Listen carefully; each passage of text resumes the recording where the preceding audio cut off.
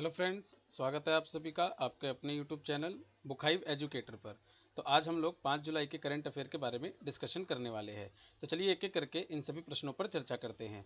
तो पहला प्रश्न है कि निम्न में से किस राज्य के विधानसभा के प्रोटेम स्पीकर के तौर पर विधायक रामेश्वरम शर्मा की नियुक्ति की गई है। तो जिसका सही उत्तर है वो है मध्य प्रदेश। तो मध्य प्रदेश विधानसभा के प्रोटेम स्पीकर के तौर पर विधायक रामेश्वरम शर्मा की नियुक्ति की गई है। उनके पहले प्रोटेम स्पीकर के तौर पर जगदीश देवड़ा कार्यरत थे, लेकिन उन्होंने 2 जुलाई को इस्तीफा दे दिया था। तो अगला प्रश्न है कि निम्न में से किस सोशल नेटवर्किंग प्लेटफॉर्म ने TikTok inspired video app lasso को बंद करने की घोषणा की है। तो जिसका सही उत्तर है वो है फेसबुक। तो सोशल नेटवर्किंग प्लेटफॉर्म फेसबुक ने TikTok inspired video app lasso को बंद करने की घोषणा की है। 10 जुलाई के बाद यह ऐप इस्तेमाल करने योग्य नहीं रहेगा। तो चलते तीसरे प्रश्न पर। तीसरा प्रश्न है कि जियो प्लेटफॉर्म ने हाल ही में कौन सा वीडियो कॉन्फ्रेंस ऐप लॉन्च किया है। तो इसका सही उत्तर है जियो मीट। तो अगर हम इसके एक्सप्लेनेशन की बात करें तो जियो प्लेटफॉर्म ने हाल ही में Jio meet video conferencing app launch किया है, जो कि गूगल प्ले और ऐप स्टोर पर उपलब्ध है। इस ऐप के माध्यम से एक बार में डायरेक्ट कॉल सपोर्ट के साथ 100 पार्टिसिपेंट के साथ मीटिंग कर सकते हैं, जिसके लिए यूज़र को मोबाइल नंबर और ईमेल के साथ साइन अप करना होगा।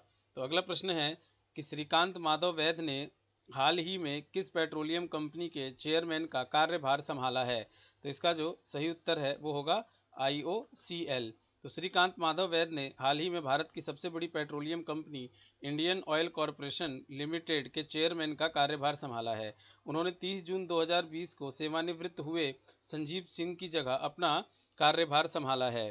तो अगला प्रश्न है कि विश्व बैंक ने सरकार को गंगा पुनरुद्धार कार्यक्रम के लिए कितने करोड़ डॉलर की सहायता राशि देने की मंजूरी दी है। तो इसका सही उत्तर है 40 करोड़ डॉलर। तो विश्व बैंक ने सरकार को गंगा पुनरुद्धार कार्यक्रम के लिए 40 करोड़ डॉलर की सहायता देने की मंजूरी दी है, जिसमें गंगा नदी को प्रदूषण मुक्त करने में मदद मिलेगी। गंगा नदी बेसिन में करीब 50 करोड़ लोग रहते हैं।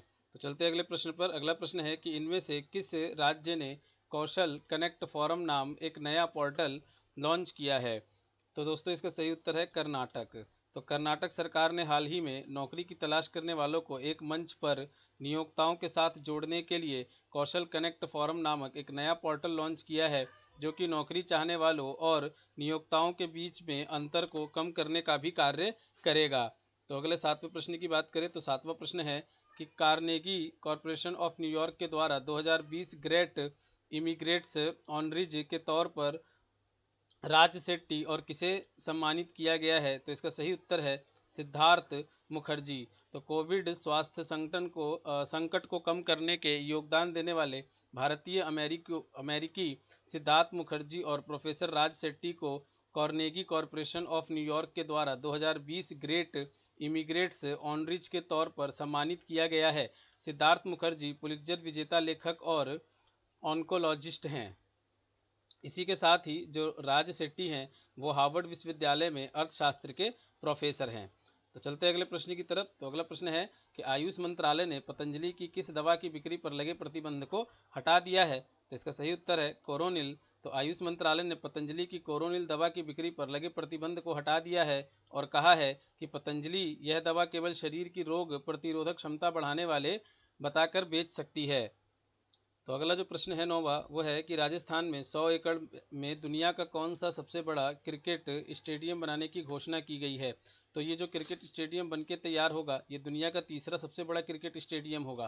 तो राजस्थान में 100 एकड़ में दुनिया का तीसरा सबसे बड़ा क्रिकेट स्टेडियम बनाने की घोषणा की गई है, जिसका डिजाइन भी फाइनल कर लिया गया है। तो इसमें करीब 350 करोड़ रुपए की लागत आएगी।